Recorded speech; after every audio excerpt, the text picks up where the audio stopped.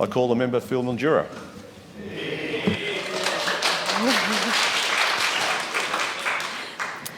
Thank you for this honour of presenting my inaugural speech in the chamber today. My name is Alison Cupper and I represent the district of Mildura. Back home, I'm known as Ali and occasionally that girl. I'm the daughter of a science teacher and a machine operator, the granddaughter of blockies and builders, and the great-granddaughter of soldier settlers, wheat farmers, miners and dairy farmers. I attended Irimple South Primary School, Irimple Secondary College and Mildura Senior College. I have degrees in law, international politics and social work. I've worked as a lawyer, a family law mediator, a lecturer and a child protection practitioner. I've served as a councillor and Deputy Mayor of Mildura Rural City Council. I'm married to Ben, who is in the gallery today, and we have a little boy, Jed, aged 20 months, who is not in the gallery today for everybody's sake. Like many Mallee families, politics in the Cupper family has been an awkward topic. In the words of Run DMC, it's tricky. Mum came from a strong Labor family and the Cuppers were staunch Country Party supporters. But blood is thicker than water, so when their granddaughter ran for her first state election, they put me a solid second. Across the Mallee, the alliance to the Country Party made sense. People saw it as the party for regional interests, and that was that. You didn't question it, you didn't rock the boat. It was okay to have a different political view, as long as you kept your head down and didn't talk about it. There are a few exceptions to this rule, but it was rare for a man to challenge the status quo, let alone a woman, and let alone a young woman. My first state election was as a Labor candidate. In 2010, Labor pre-selection in Mildura wasn't particularly competitive.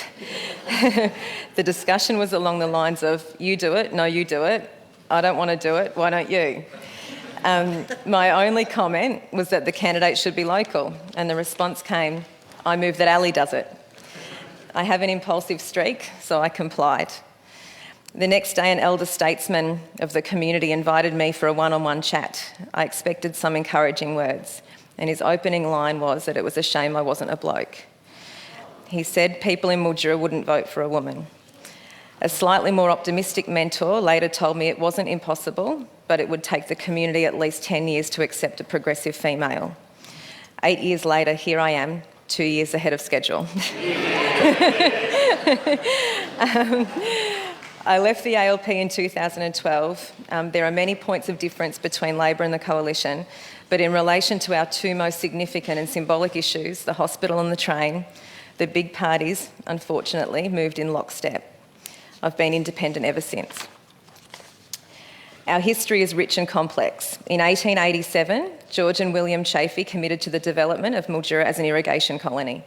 The Chaffeys possessed an entrepreneurial spirit and a vision of communities in which education, family life and civic participation were encouraged and supported. Democratic management of water was a fundamental value. In 1891, the first of the Mallee towns was established at Hopetoun. The stories of the Mallee pioneers are phenomenal. Even the babies were tough. My nan tells stories of old bush nursing hospitals where after a dust storm, the babies had to be dusted in their cradles. And prior to the arrival of any of our European ancestors for more than 60,000 years, the Mildura electorate was the sovereign territory of a rich network of Indigenous tribes, from the Latchi Latchi in the north to the Wagaya in the south.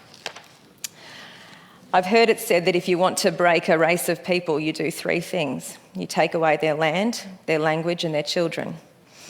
And the Aboriginal people of our electorate were subjected to all three brutalities, yet they have survived. There have been casualties. Trauma like that is not easily overcome and will take generations to mend. But positive progress is happening at an amazing rate.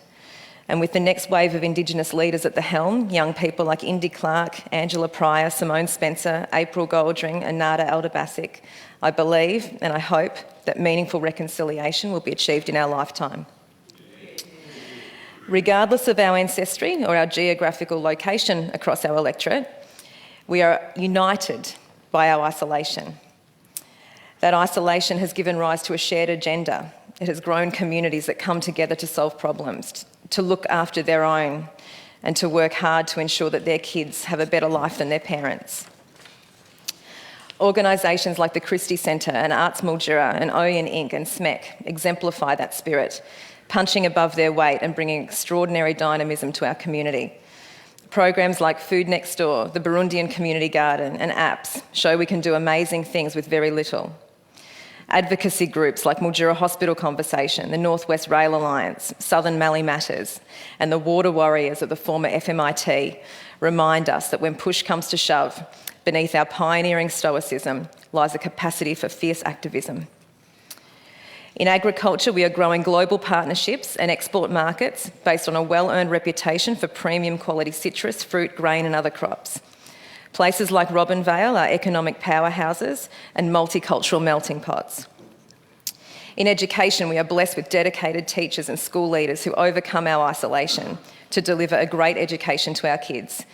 In health and human services, we have an army of dedicated professionals who are working every day to reduce the impact of disadvantage and isolation.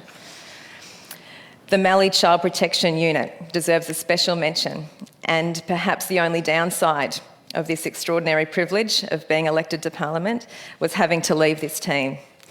It was a privilege to work with leaders like Teresa Cavallo and Hilary Makepeace. The Mallee CPU does extraordinary work under enormous pressure. On a daily basis, they make decisions of colossal gravity for children, decisions that will have a profound impact on those kids' lives today and intergenerationally.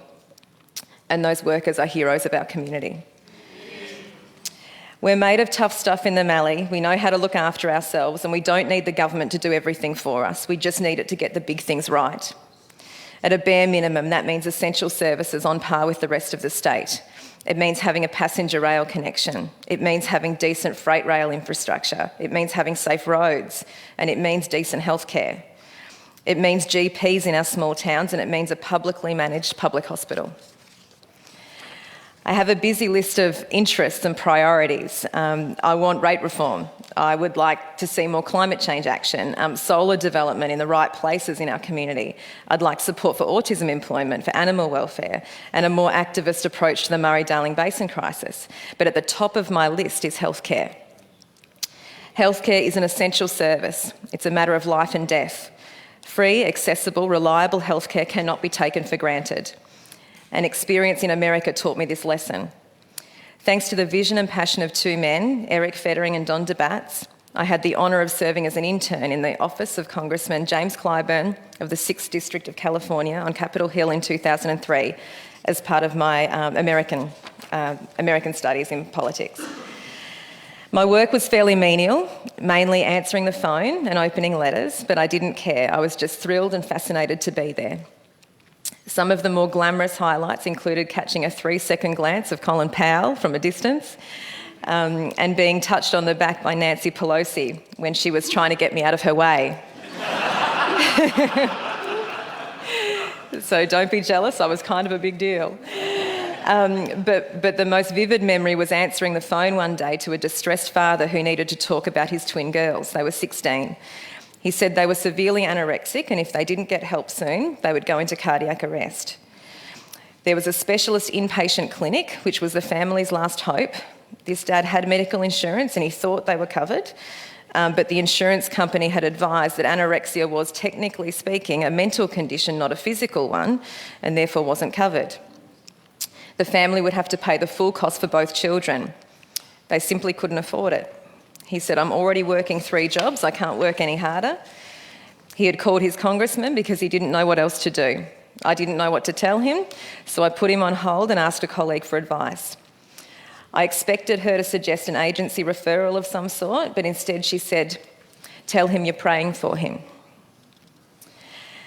So I went back to my desk in my office on Capitol Hill, the most powerful place in the world, and picked up the phone to tell a panicked father in South Carolina that I was praying for him. I actually pulled my Medicare card out of my wallet and held it for a moment. At the end of the day, when someone you love is in dire peril, all that matters is healthcare. In my opinion, it is a universal human right and the first obligation of government.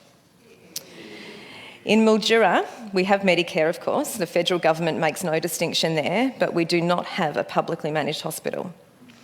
This makes us unique in the state. No other MP in this chamber has a privatised public hospital in their electorate. And as far as I know, none of you is asking for one. If you were diagnosed with cancer in Mildura, your chance of dying from the disease is 9% higher than elsewhere in the state. An isolated community needs the best model of hospital care, not the one that no one else wants.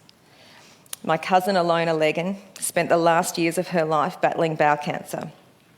She had been in a variety of hospitals in Melbourne and other regional areas in that time for short-term emergency stays. And she said our hospital felt different. It was palpable. She praised the staff, her oncology nurses and hospital-based GP, but she said they needed roller skates to cover all of their responsibilities. Staff were stretched thin. It was almost as if management was trying to maximise a bottom line. All management needed to do was meet the clinical standards of the contract of service, nothing more. Every dollar saved on patient care was a dollar in the pocket of shareholders. Some might assume that makes no difference, and that was exactly how they justified the experiment 20 years ago. But privatising a public hospital does make a discernible difference. When Alona questioned the results of her chemo regime, the medical team acknowledged that they had made an error.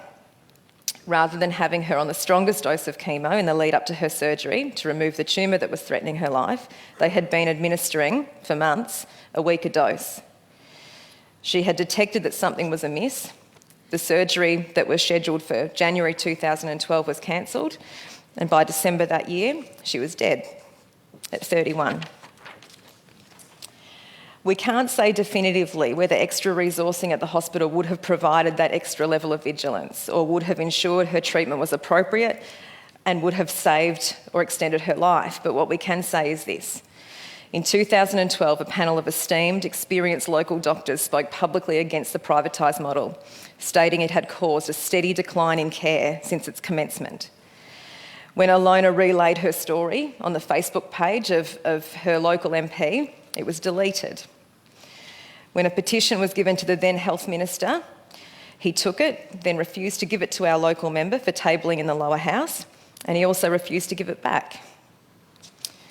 Ramsay shareholders make a profit of around $2.5 million from our hospital every year, and at the same time, the company accepts community donations of pillows for its under-resourced emergency department. Not a good look for a company that insists it never cuts corners on patient care. This is not the company's fault. It's allowed to make money. It's the government's fault for putting them in charge. We're told that government data shows there are no safety issues at our hospital, but research from the UK shows that some of the worst healthcare disasters have happened under the radar amid great-looking data. It is a dangerous game to ignore patients and doctors. This year, the contract for the management of Mildura-based hospital is up for renewal, and a community campaign is underway to ensure that our hospital is returned to public management in line with everyone else's public hospital in Victoria. I hope to work constructively with the government to ensure that the voice of our communities is heard and acted upon. We are Victorians too, but when it comes to our hospital, we are being treated like second-class citizens. For years, we did it quietly. Now we're going to make some noise. It's a privilege to have been elected to represent the district of Mildura in this parliament. I have the additional honour of being its first female MP. My deepest appreciation goes to all those people across Sunraysia and the Mallee who gave me their vote and placed their trust in me. And my thanks and respect goes to all of those who did not vote for me, but have been generous and genuine in their congratulations and offers of support. Regardless of how we voted, we are united by a love for our communities and a shared commitment to a better future. I hope that love and commitment will be clear in my work as a member of this parliament. I want to acknowledge my dad, Graham. Although we clash at times, I've always idolised him. My sister, Lizzie, although we clash often, she is one of the most important people in my life. My mum, Jude, I wouldn't be here without her. My propensity for rebellion comes from her fiery Scottish-Italian genes. My brother Paul, who has had a profound impact on my understanding of life and humanity, and my nan Rosa Cupper, who turned 90 2 days ago, who has loved me unconditionally through challenging times and differences of opinion. Most of all, I want to acknowledge my ever-patient and loving husband, Ben, and our bright, busy, headstrong little boy, Jed, who inspires me every day.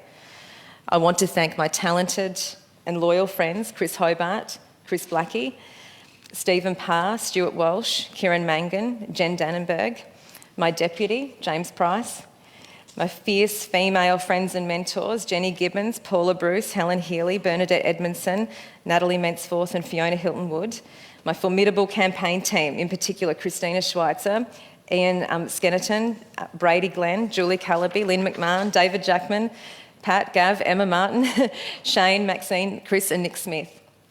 My great mates and supporters, Councillor Mark Eccles, Steve Tittensaw, Clem Blake, Chris Brown, Luke Hudson and Christian Mitchell, and dear friends we have lost along the way, the late Greg Snowden, the late Graham O'Neill and the late Pat Tittensaw. I want to thank my extended family, my brother-in-law Sven, my parents-in-law Bruce and Kerry Gross, aka Grandma and Grandpa, and Jed's honorary nanny and poppy, Sue and Graham Legan, who are in the gallery today. And Sunraysia Trades and Labour Council, particularly Bob Bruce, Bronwyn Hogg and Arthur Edge. They do important work in tough territory and have provided me with invaluable encouragement and support. I'd like to acknowledge my predecessor, Peter Crisp, who served our electorate with dedication for more than a decade. And finally, I would like to acknowledge Alona Legan, the most courageous activist I've ever known. This speech is dedicated to you. Thank you.